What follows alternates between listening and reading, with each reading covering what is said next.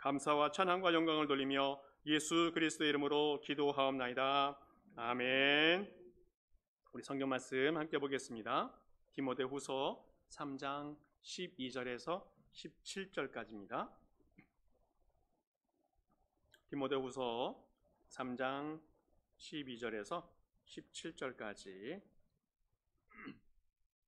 우리 교독하시면서 말씀 보겠습니다. 12절 제가 먼저 봅니다. 무릇 그리스도 예수 안에서 경건하게 살고자 하는 자는 박해를 받으리라.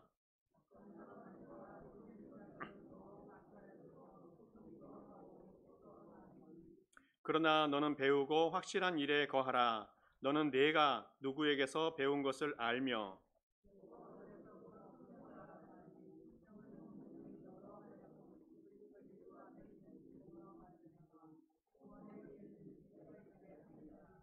모든 성경은 하나님의 감동으로 된 것으로 교훈과 책망과 바르게 함과 의로 교육하기에 유익하니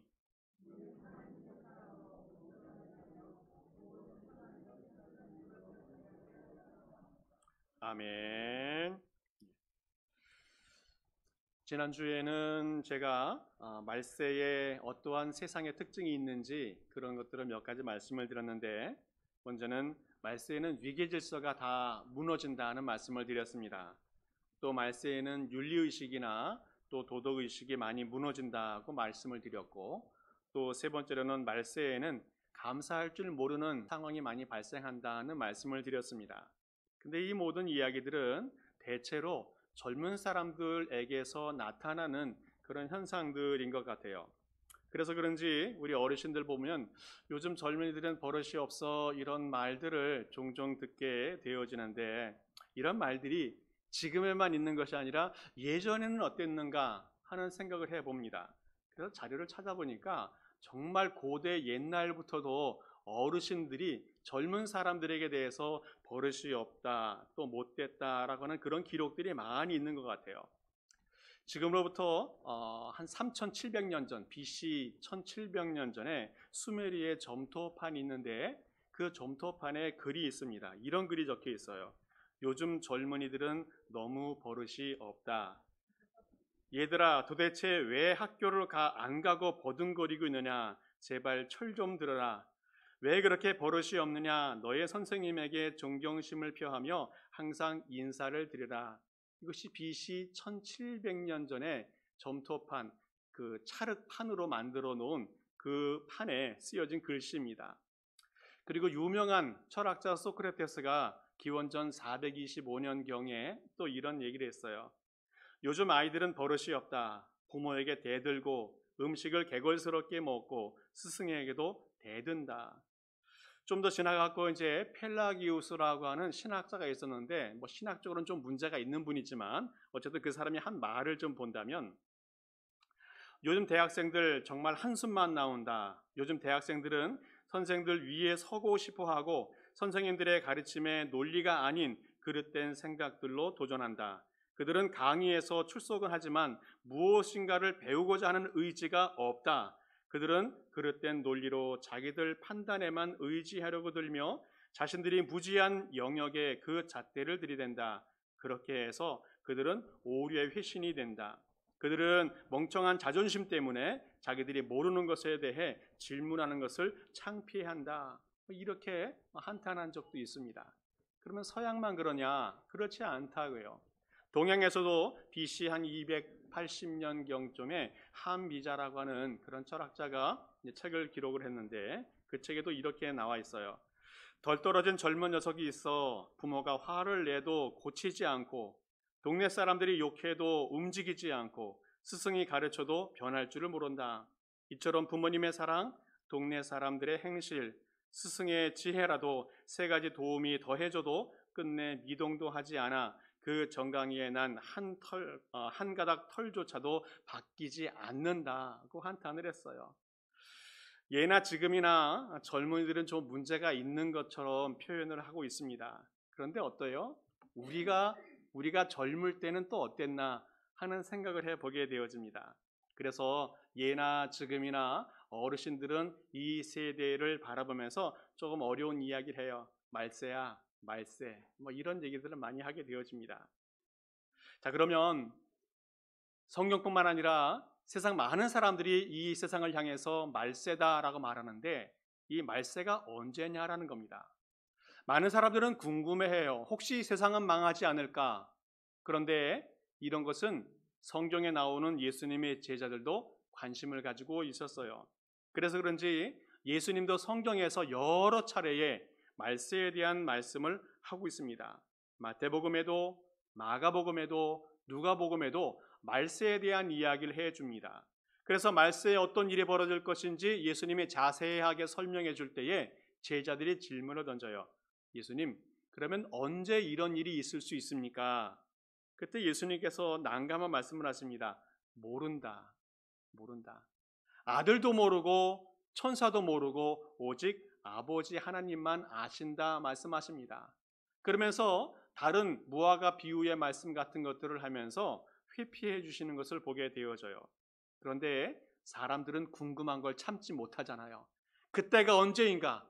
그것을 자꾸 추측하고 또 계산하기도 하고 또 잘못 이해하기도 하고 그래서 어떤 사람들은 결국 이단에 빠지기도 하고 잘못된 신앙으로 변질되는 경우들을 보게 되어집니다.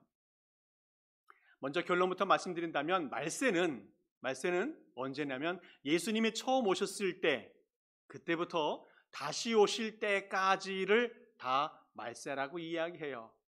예수님이 BC 한 4년경에 오셨으니까 지금 벌써 2000년이 지나가고 있는데 말세가 지나가고 있습니다. 언제 예수님이 올지 모르겠지만 우리는 계속 말세의 시대를 살아가고 있습니다. 그래서 어르신들이 젊은 세대를 향해서 말세다, 말세야 라고 말하는 그 시대를 지금 경험하고 있다는 겁니다. 그러면 예수님께서 왜 이 말세에 대해서 분명한 시점을 말씀하지 않는가? 그것은 예수님은 분명히 말세가 되면 오시게 될 것인데 그때까지 믿음 생활 잘하고 있으라 라고 하시는 겁니다. 무엇을 말씀하시는 겁니까? 예수님은 어떤 한때 말세의 때를 이야기하면서 그때에만 신앙생활 잘할 것을 말씀하지 아니하시고 매일 항상 언제나 하나님 말씀대로 신앙생활 잘할 것을 당부하시면서 그렇게 우리에게 권유해 주고 있습니다. 말세의 특징을 또 하나 이야기한다면 말세에는 많은 환난도 어려움도 핍박도 있게 되어진다는 거예요. 예수님은 말세에 많은 환난이 있다는 것을 미리 예고해 주셨습니다. 그래서 그런지 오늘 성경 말씀 디모데 후서를 쓰고 있는 이 환경, 사도 바울이 살아가고 있는 이 환경도 지금 감옥에 갇혀 있는 고난 가운데 있다는 겁니다. 로마 황제 네로의 통치 속에서 투옥이 되어서 지금 고난 가운데 있는 그런 상황 속에 이 디모데 후서 편지를 쓰게 되어져요. 사도 바울은 로마 감옥에 2번 이상 투옥되는 그런 경험이 있게 되어지는데 사도행전 28장 마지막 장과 또 디모데 후서 오늘 본문의 말씀 속에 투옥의 환경이 보여집니다. 사도행전 28장은 로마 감옥에 처음 투옥되는 상황인데 그래도 감사하게도 그 상황은 셋집에 머무르고 있었어요. 세를 두어서 감옥이 아니라 렌트를 빌려서 그 집에 머물러 있었기 때문에 조금 좋은 상태였습니다. 자유도 있었고 또 찾아오는 사람들이 있었기 때문에 그들에게도 전도할 수 있는 그런 상황이었습니다. 그런데 오늘 디모데 후서를 쓰고 있는 이 본문의 환경은 그렇지 않았어요.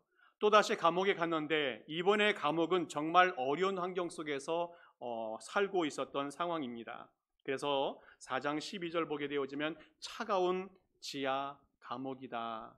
또 1장 16절과 2장 9절에서는 다른 죄수들과 함께 사슬에 매여 있다라고 표현하고 있습니다. 그러다 보니까 너무너무 혼자 외롭고 쓸쓸한 가운데 생활하고 있습니다. 그래서 오늘 사도 바울이 오늘 디모데 후서를 편지 쓰는 이유가 여러 가지 있는데 그 중에 먼저는 외로워서 이 편지를 쓰고 있어요. 사도 바울과 여러 해 동안 사역했던 수많은 사람들이 있었는데 배신을 하고 많이 떠나버렸어요. 데마가 세상을 사랑해서 떠나고 그레스게도 떠나고 디도도 떠났다. 또 다른 사람들은 사역 때문에 떠나기도 하고 지금은 누가 한 사람만 남았다라고 이야기해요. 그러면서 디모데에게 빨리 와라, 속히 와라, 이렇게 당부하는 메시지가 오늘 본문에 나와요. 올 때 마가를 데리고 와라. 이 디모데는 동력자이면서 아들 같은 그런 존재이기 때문에 그 사람을 통해서 좀 위로받고 싶은 마음이 있었던 것 같아요. 신앙인들은 오직 하나님만 바라봐야 하지만 그래도 종종 사람의 위로와 또 사람의 도움이 필요한 것 같습니다. 아마 사도 바울이 그런 모습인 것 같아요. 또한 이 디모데 후서를 쓴 목적 중에 하나는 지금 네로 황제의 핍박 가운데 있는데 이 핍박 상황에서 복음을 잘 지키고 전파하고 인내하고 필요할 때는 고난을 잘 견뎌라 라고 말씀하시는 목적이 이 가운데 있습니다. 그래서 말세의 특징을 19가지로 본문 앞에 잠깐 기록해 놓았는데 이렇게 이야기하고 있어요.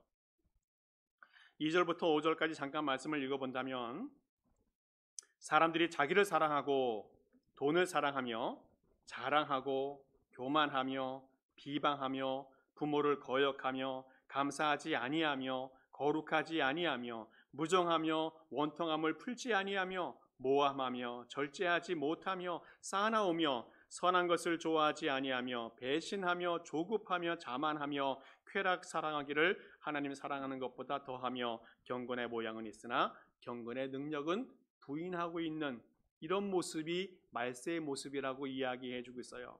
한마디로 말하면 하나님을 의지하지 아니하고 하나님 중심으로 살지 아니하고 사람 중심으로 살아가고 있는 그 현 세대를 지적하고 있는 모습입니다. 하나님을 믿고 따라야 될 그 피조물 사람이 하나님을 부인하면서 자신의 마음과 자신의 뜻대로 살아가고 있는 이 말세의 현실을 지적해 주고 있어요. 자, 오늘 우리는 이런 시대를 살아가고 있습니다. 사도 바울이 살아가고 있었던 그 험악한 악한 세대, 그것을 지금 우리도 똑같이 경험하고 있습니다. 19가지 그 모든 특징들이 우리 주위에 얼마나 많이 있는지 알 수 없어요. 이런 어려운 시대를 살아가고 있을 때에 우리 그리스도인들은 어떻게 살아야 할까? 그 지혜를 구해야 됩니다.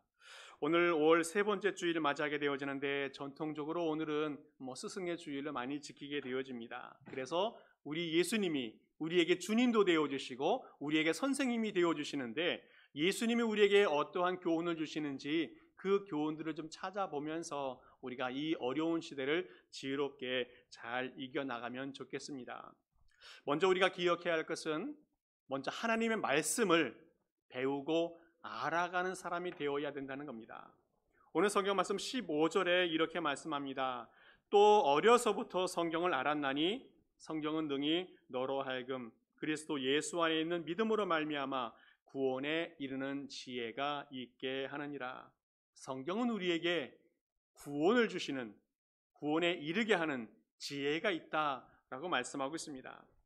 믿는 사람이든 믿지 않는 사람이든 세상 많은 사람들이 성경을 구입하고 또 읽고 있는 것을 봅니다. 어떤 사람들은 지혜를 얻기 위해서, 어떤 사람은 교양을 쌓기 위해서, 또 어떤 사람은 좋은 아이디어를 얻기 위해서 성경을 읽게 되고, 또 어떤 사람들은 이 기독교를 비판하기 위해서 성경을 읽는 사람도 있습니다. 그런데 성경을 우리에게 주신 이유는 우리에게 구원을 주시기 위해서 주셨다는 겁니다. 다른 목적으로 아무리 많이 읽어야 유익이 없고 또 소용이 없다는 겁니다. 성경을 외워도 구원과는 전혀 관계가 없다는 거예요. 성경은 예수님을 발견하게 하고 예수님을 발견함을 통해서 믿음으로 살아가는 삶이 될 수 있도록 우리를 이끌어주기 위해서 성경 말씀을 주셨다는 겁니다. 성경 말씀은 우리에게 구원을 주시는, 구원을 얻는 방법을 가르쳐주고 있고 또 하나님을 믿은 그 백성들이 바르게 살아갈 수 있도록 그 길을 제시하는 것이 성경 말씀이라는 겁니다. 출애굽기를 보게 되어지면 하나님이 때가 되어서 이스라엘 백성들을 애굽에서 가나안으로 인도해 가지 않습니까? 근데 왜 출애굽을 시켰는가? 성경에 정확하게 나오고 있습니다. 하나님께 예배하는 백성이 되도록 그를 출애굽시켜 주셨다 말씀하고 있습니다. 이스라엘은 하나님의 백성이고 하나님은 이스라엘의 하나님이 되어 주시기 때문에 내 백성이 하나님께 예배하는 백성이 될 수 있도록 그들을 인도해 주셨습니다. 그런데 출애굽한 후에 가장 먼저 했던 일이 뭐냐면, 출애굽을 했으니까 목적의 땅 가나안에 가야 되는데 그곳으로 가지 아니하고 하나님이 길을 틀어서 시내산으로 인도하는 것을 보게 되어집니다. 그것은 시내산에서 하나님의 말씀을 가르쳐 주시기 위해서 그랬다는 겁니다. 하나님의 백성이 하나님의 백성으로 살아가기 위해서 기본적인 가르침을 받아야 되는데 그 가르침을 주기 위해서 시내산으로 인도하였고 그 시내산에서 귀한 말씀을 선포해 줍니다. 그래서 성경을 읽다 보면 출애굽기, 레위기, 신명기 모든 말씀이 계속해서 하나님 말씀이 선포되어지는 것을 보게 되어집니다. 하나님은 하나님의 백성들이 구원의 백성이 되었으니 이제 구원받은 백성답게 살 수 있도록 하나님 말씀을 선포해 주었습니다. 그래서 십계명도 주시고 제사법도 주시고 생활법도 주시고 절기도 주시면서 거룩한 백성이 될 수 있도록 그들을 인도해 주시고 계십니다. 그 핵심은 뭡니까? 과거에 살았던 그 이집트의 모든 습관들을 버려라. 그리고 이제 앞으로 가나안 땅에 가게 될 텐데 그들이 믿고 있는 신들, 그들이 신앙생활하고 있는 종교생활들, 그 미신의 유혹들을 다 빠짐없이 벗어나야 된다는 가르침을 주고 있습니다. 이스라엘 백성들이 애굽에서 400년 동안 살았습니다. 그러다 보니까 그 종교가, 그 신앙생활이 몸에 많이 배어 있어요. 이것을 버리는 것이 쉽지 않습니다. 또 가나안 땅에 들어가게 되어지면 선진 문화가 있어요. 신기하고 또 놀랍고 너무 관심이 많은, 또 풍요롭게 하는, 또 화려하게 한 그 선진 문화가 있기 때문에 그것에 유혹될 가능성이 많이 있습니다. 그래서 하나님께서 하나님의 백성이 애굽에서 나왔으니까 이제 시내산에서 하나님 말씀을 들음을 통해서 하나님 백성답게 살 수 있도록 가르침을 주고 계시다는 겁니다. 안타깝게도 이스라엘 백성들은 조금만 어려우면 목마르다, 또 배고프다, 불만하고 또 어려울 때는 애굽으로 돌아가자, 거기에는 먹을 것도 많이 있었고 또 편안하게 살았던 그런 이야기를 하면서 하나님과 모세에게 불평하고 또 고집을 부렸던 그런 모습들을 보게 되어집니다. 하나님이 정말로 원하시는 것이 무엇입니까? 그것은 이 세상의 가치관에 머물러 있지 말라는 겁니다. 풍요를 줄 수도 있어요. 또 편안을 줄 수 있어요. 그러나 그 끝은 죽음이라는 것을 주님이 가르쳐 주고 있습니다. 하나님은 이 세상의 어떠한 법보다도 그 위에 있는 하나님의 법을 우리에게 가르쳐 주십니다. 그 법을 통해서 하나님의 백성이 바르게 살아가야 하고 그 법을 중요하게 여기면 결국 생명의 길, 구원의 길을 걷게 된다는 것을 가르쳐 주고 있습니다. 그래서 하나님은 그 옛날부터 이스라엘 백성들, 하나님 백성과 우리 오늘날 살아가는 하나님 백성들에게 하나님의 법을 가르쳐 주시면서 그 법대로 살아갈 것을 가르쳐 주고 있습니다. 예수 그리스도께서 하나님의 아들로서 이 땅에 오셨어요. 그리고 무엇을 하십니까? 많은 사역을 했지만 결국은 말씀을 선포해 주시고 말씀을 가르쳐 주시고 말씀을 선포하면서 치유해 주신 사역이 바로 예수님의 사역이었어요. 모든 사역이 다 말씀으로 귀결이 되어진다는 겁니다. 말씀을 선포하시고 말씀을 가르쳐 주시고 말씀으로 치유하시고 말씀을 우리에게 선포해 주셨습니다. 그 말씀의 핵심이 뭡니까? 바로 그것은 천국이에요. 천국. 천국에 들어가면 회개하고 복음을 믿어라. 구원을 선포해 주었습니다. 그리고 구원받은 백성이 어떻게 살아야 됩니까? 바로 그것은 사랑하면서 살아가야 된다. 하나님을 사랑해야 되고 또 이웃을 사랑하면서 살아가야 한다는 말씀을 해주십니다. 사랑하라, 또 섬겨라, 온유하고 겸손해라, 또 죽기까지 하나님에게 충성해라. 이런 귀한 말씀들을 선포하면서 예수님께서 우리에게 믿는 자의 귀한 교훈을 주시고 있습니다. 그러나 분명한 것은 이 예수님의 말씀을 믿고 따르는 사람은 분명히 생명의 길, 구원의 길을 걷게 된다는 것을 가르쳐 주고 있습니다. 한국의 원로 철학자가 계십니다. 이 김형석 교수님이 계신데 이 100세가 넘도록 많은 분들에게 영향력을 미치면서 살고 계신데 그분이 쓴 책 중에서 왜 우리에게 기독교가 필요한가라는 책을 여기 친교실에 북 놓아놓은 곳에서 제가 발견을 하고 쭉 읽어보았습니다. 그 중에 어떤 이야기가 나오는가 하면 이분이 세계 여행을 많이 하게 되어지는데 그 나라들마다 문화, 정치, 경제를 볼 때에 이 종교하고 비교해보는 그런 이야기를 하고 있어요. 무엇이냐면 정치적으로, 경제적으로, 사회적으로 저 발전한 나라가 있는가 하면 좀 후진국에 있는 나라들이 있는데 이것이 종교와 관계가 있다는 겁니다. 불교 사회가 가장 뒤처져 있고 또 그 다음에는 유교 사회, 그 다음에는 기독교 사회가 발전되어져 간다라고 말하고 있어요. 다시 말하면 기독교 사회가 가장 발전되어져 있는데 그 사회 중에서도 천주교보다는 개신교 사회가 가장 많이 발전되어져 있다라고 이야기하고 있어요. 무엇을 이야기하는가 하면 어떤 종교를 갖고 있는 나라인가 사회인가에 따라서 그 나라가 그 사회가 발전해 간다는 것을 이야기하고 있어요. 그래서 기독교를 선택한 또 기독교를 믿고 있는 그 사회와 그 국가가 발전되어 있다는 것을 이야기하고 있습니다. 그런데 좀 독특한 나라가 있어요. 어떤 나라인가 하면 일본입니다.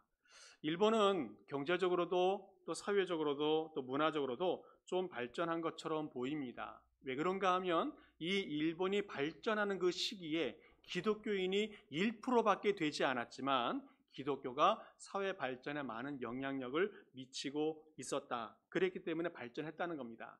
그러면 지금 현재는 어떠냐? 현재가 중요한데 2018년도 지금부터 한 4년 전에 어떤 책이 발간됐는가 하면 진짜 일본은 요괴 문화 속에 있다라는 책이 출판되었다고 해요. 이것은 일본의 문화와 또 문학에 대한 정통한 학자들의 글을 모아놓은 그런 책인데 그 저자들은 이렇게 이야기한답니다. 포켓몬스터, 요괴워치, 도라에몽 같은 만화 캐릭터들이 있는데 이 모든 캐릭터들이 일본의 전통 요괴 문화 속에서 발생하고 탄생되었다는 것을 이야기하고 있어요. 일본은 어떤 요괴 문화가 굉장히 뿌리 깊게 자고 있는데 그것이 일본의 문화와 경제와 사회를 지탱하고 있고 그것이 많은 이미지로 현재 탄생되고 있다는 것을 이야기하고 있어요. 한마디로 말하면 일본 문화는 미신 문화에 빠져 있다라는 겁니다. 그리고 그래서 과거에는 잠시 발전할 수 있었는지 모르겠지만 현재와 미래는 별 볼 일이 없다는 거예요. 그래서 그런지 지금 나라가 많이 어렵습니다. 그래서 경제나 또 여러 가지 문화가 많이 뒤처진 상태여서 일본을 향해서 많은 사람들이 이렇게 이야기해요. 잃어버린 30년이라고 이야기해요.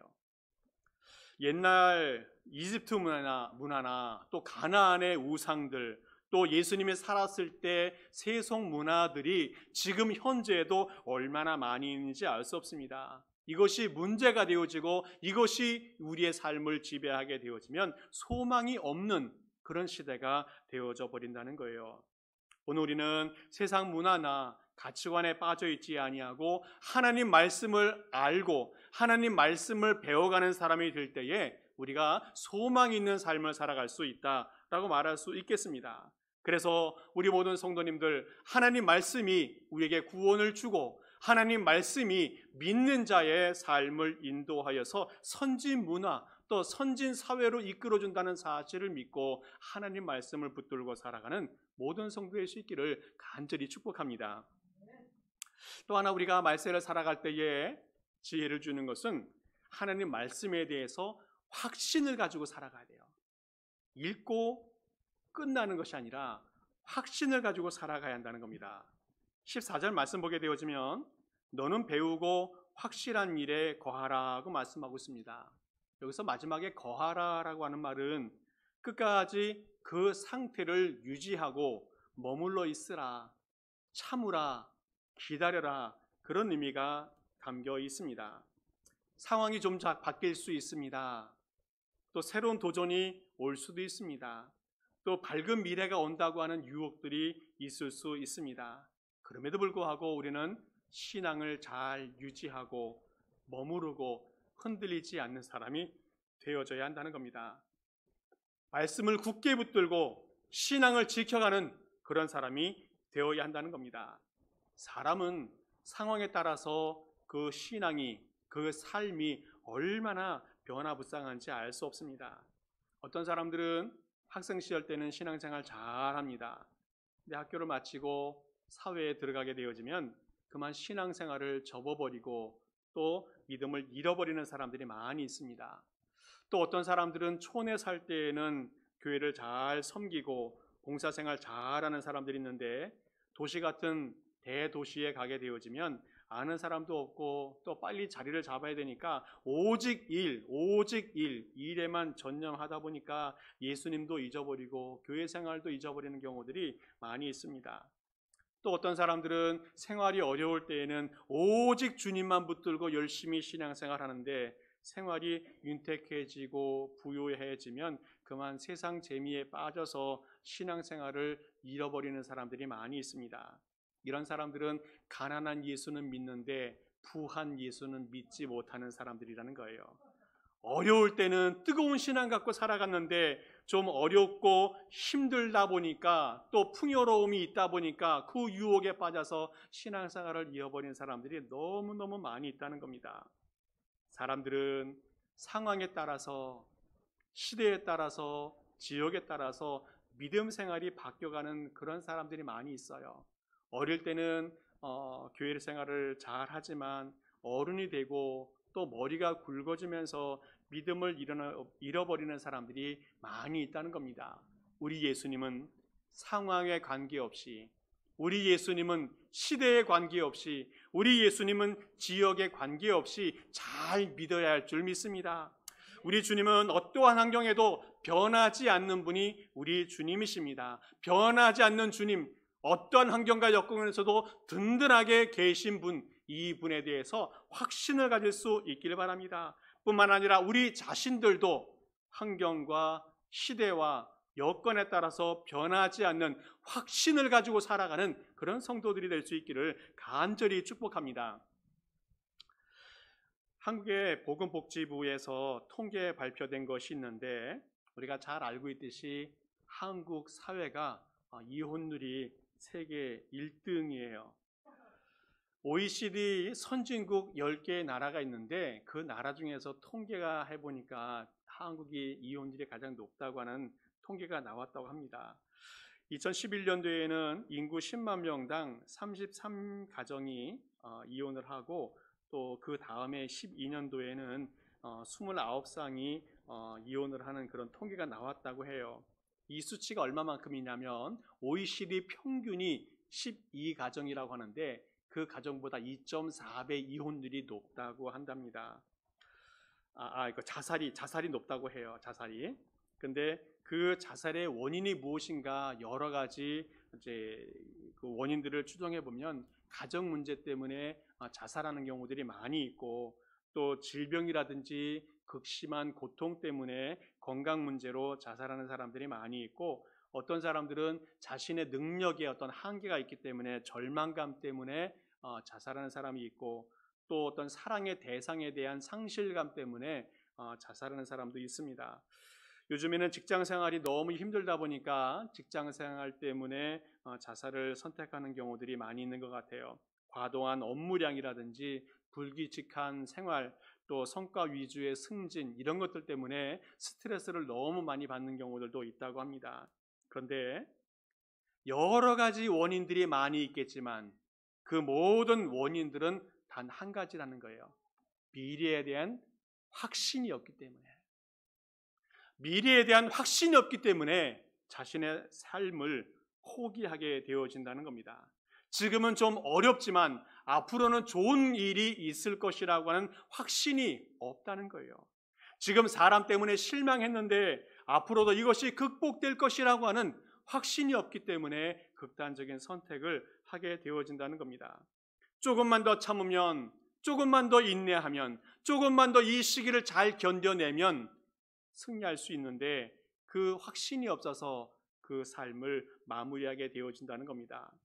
오늘 우리는 주님의 음성을 듣습니다. 주님께서 내가 너를 사랑한다, 내가 너와 함께한다, 내가 너를 굳세게 한다. 이 말씀이 성경에 얼마나 많이 나오는지 알 수 없습니다. 아마 성경 전체가 다 이 메시지인 줄 믿습니다. 하나님이 우리를 향해서 내가 너를 사랑한다, 내가 너와 함께하고 있다, 내가 너를 굳세게 하고 있다, 어떠한 환경과 여건에 있어도 내가 너를 붙들어 주겠다, 내가 너를 승리한 사람이 되게 해주겠다고 말씀하고 있습니다. 우리는 날마다 말씀을 읽으면서 주님의 음성을 들어야 되고 그 음성을 통해서 주님께서 우리에게 주시는 확실한 메시지를 붙들고 살아가는 사람이 되어져야 한다는 겁니다. 16절 말씀에서도 모든 성경은 하나님의 감동으로 된 것으로 교훈과 책망과 바르게 함과 의로 교육하신다 말씀하고 있습니다. 인생 여정에는 고난이 있을 수 있습니다. 어려움이 있을 수 있어요. 아픔이 있을 수 있습니다. 그러나 이 과정은 연단과 훈련의 과정이라는 것을 기억을 해야 됩니다. 고난이 신앙 안에서 책망이라고 느껴질 때도 있습니다. 그러나 그것이 끝이 아니라는 거예요.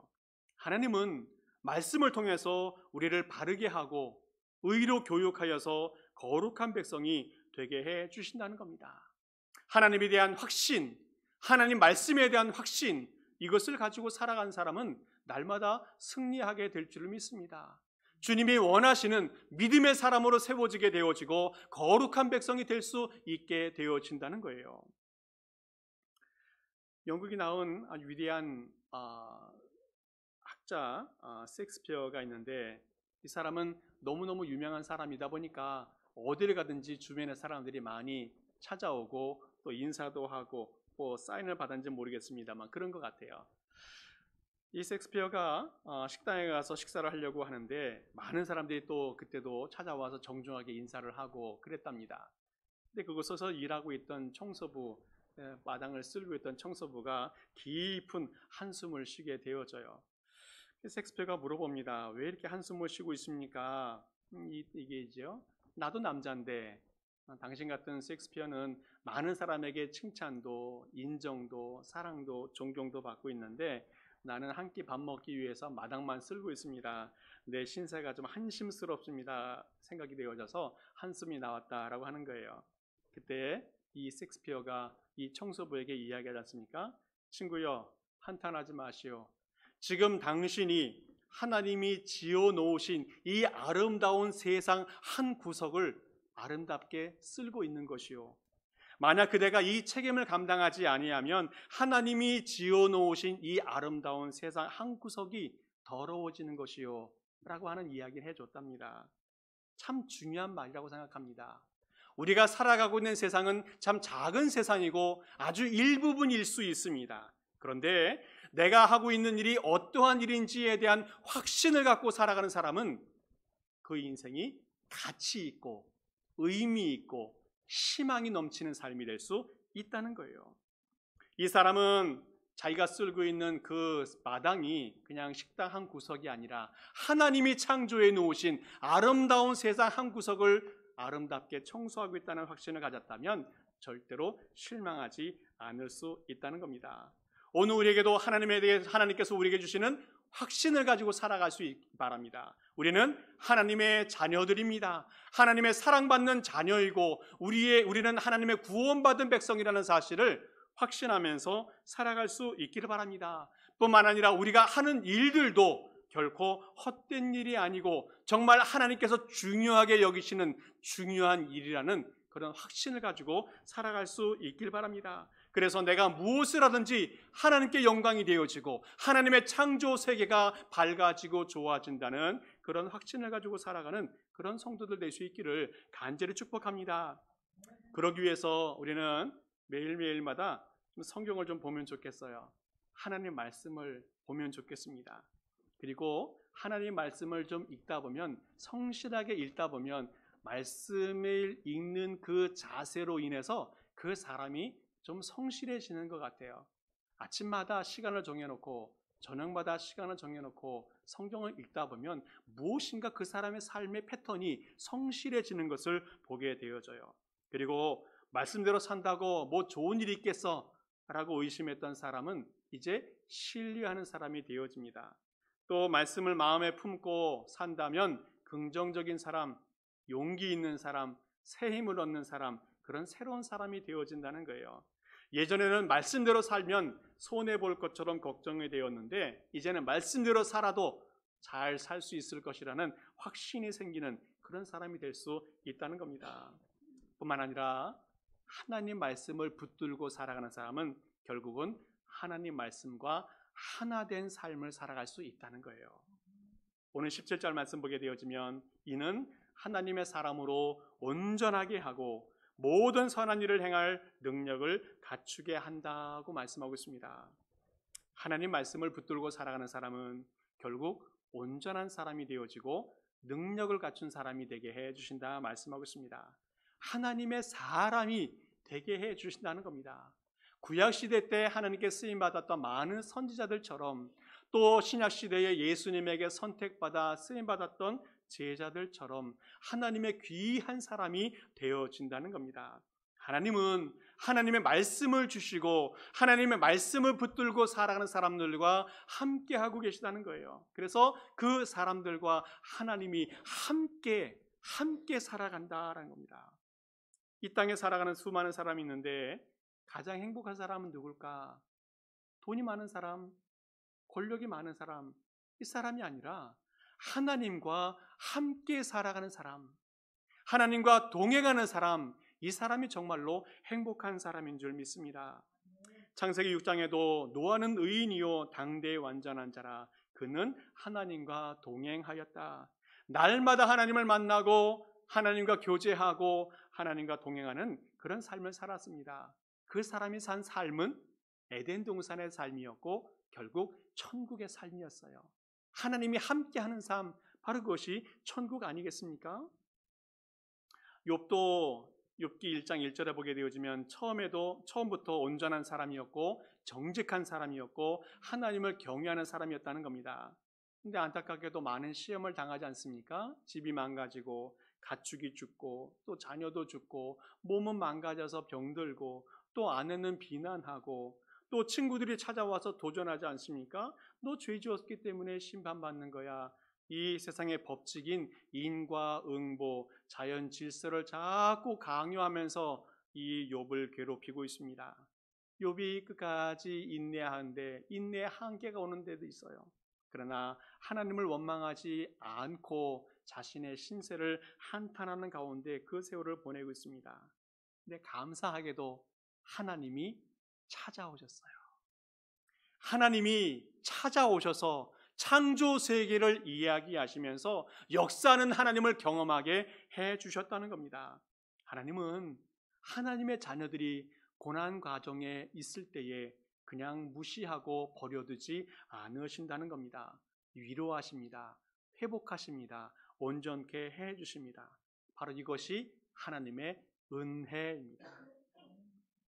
그래서 욥이 마지막에 고백하지 않습니까? 욥기 42장 보게 되어지면 내가 주께 대하여 귀로 듣기만 하였사옵더니 이제는 눈으로 주를 배옵나이다. 욥도 하나님을 말씀을 붙들고 하나님을 의지했더니 결국 주님을 보는 사람, 주님과 동행하는 사람이 되어졌다는 겁니다. 우리 모든 성도님들 이 땅을 살아가다 보면 고난이 있을 수 있고 시험이 있을 수 있습니다. 그러나 끝까지 인내하시고 말씀을 붙들고 살아갈 수 있기 바랍니다. 그러면 눈으로 주님을 보게 될 것입니다. 새로운 세상을 경험하게 되어질 것입니다. 한국의 교수 중에서 최재천 교수님이라는 분이 계십니다. 이분은 환경운동가이고 또 생물학자인데 학교는 서울대학교 또 미국에 유학 가서 유펜 또 하버드 대학을 졸업한 그런 아주 수재인 것 같아요. 이분이 어떤 말을 했는가 하면 독서는 취미가 아니라 일이어야 한다고 얘기했어요. 참 멋진 말 같아요. 독서는 취미가 아니라 일이어야 한다. 그리고 또 어떤 말에는 이렇게도 표현해. 독서는 빡시게 해야 된다. 이 설교 시간에 쓰기 좀 거칠한데 빡세게 해야 된다는 말을 해요. 이분은 책 읽기를 어떻게 하는가 하면 자신이 목표한 그 목표를 정하고 또 배우고 싶은 분야를 정한 후에 정말 열심히 그 책을 읽으면서 연구하는 그런 사람이었습니다. 그런데 이 사람도 처음부터 모든 것을 안 것은 아니고 모르는 분야가 너무 많이 있다는 거예요. 그런데 책을 한 권 읽고 두 권 읽고 또 세 권 읽어가면서 그 지식이 쌓이고 쌓이면 책장에 자연스럽게 넘어가게 되어진다는 겁니다. 그러면서 내 지식의 영토가 확장되어진다는 것을 경험하게 되어지는데 바로 그것이 독서의 삶이 되어진다고 말하고 있어요. 이 말씀을 우리에게 적용해 본다면 우리도 지금 어려운 시대를 살아가고 있고 힘든 여정을 거쳐가고 있습니다.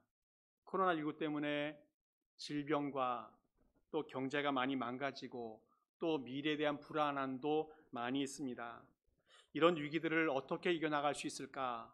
오직 우리는 하나님이 말씀이 소망인 줄을 믿습니다. 오늘부터 성경 읽기를 시작하시기 바랍니다.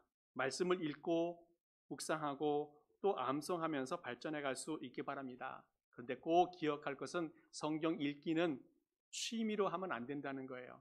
일처럼 해야 한다는 겁니다. 해도 되고 안 해도 되는 그런 취미가 아니라 꼭 해야만 하는 일이라는 것을 기억할 수 있기 바랍니다. 그러면 하나님이 인도하신다는 거예요. 그리고 하나님의 뜻을 발견할 수 있게 되어진다는 겁니다. 열심히 한번 해볼 수 있게 바랍니다. 근데 많은 사람들은 성경 읽기가 너무 어렵습니다 말해요. 당연히 어렵습니다. 왜? 전능하신 하나님의 말씀이기 때문에 인간의 머리로 이해한다는 것은 너무너무 어려운 일입니다. 당연히 어렵습니다. 그러나 그 말씀을 열심히 붙들고 살아가기 바랍니다. 성경을 처음부터 전체 다 읽겠다라고 다짐할 필요는 없어요. 본인이 좋아하는 재미있는 데를 먼저 선택을 하시면 좋겠어요. 그래서 그것을 재미있게 읽어보시면 읽다 보면 재미가 생겨요. 익숙해집니다. 그러면 다른 성경책을 선택해서 읽어보고 매일매일 꾸준하게 말씀을 볼 수 있기 바랍니다. 그러면 그 말씀을 통해서 내 생각이 지배되어지고 내 마음이, 내 행동이, 내 인생이 지배되어집니다. 그러면 그 사람은 결국 구원의 백성이 되어지고 하나님의 거룩한 백성이 되게 될 줄을 믿습니다. 바로 그것이 믿는 자의 행복입니다. 오늘은 말씀을 통해서 행복하게 살아가는 모든 성도 될 수 있기를 간절히 축복합니다. 함께 기도하겠습니다. 하나님 아버지 감사합니다. 오늘 스승의 주일을 맞이하며 하나님이 우리의 아버지 되심 감사한데 스승이 되어주셔서 우리가 바르게 살아갈 수 있도록 인도해 주심에 감사를 드립니다. 이제는 하나님의 자녀가 되었으니 날마다 말씀을 통해서 주님의 음성을 듣게 하시고 따르게 하시고 순종하게 하여 주옵소서. 이 세상이 얼마나 무섭고 험악한지 알 수 없습니다. 우는 사자같이 믿는 자들을 유혹하고 세상 죄에 빠뜨리게 하는 현실 속에서 말씀이 우리의 방패가 되어주시고 말씀이 우리의 검이 되어서 영적인 전쟁에서 승리하는 삶을 살게 하여 주옵소서. 그리고 말씀을 통해서 지혜를 주셔서 이 땅에서 비둘기처럼 순결하고 뱀처럼 지혜롭게 살아가는 모든 성도가 되게 하여 주옵소서. 감사를 드리며 예수 그리스도의 이름으로 기도하옵나이다. 아멘. 함께 우리 일어나서 찬송하시고 축도를 예배 마치겠습니다.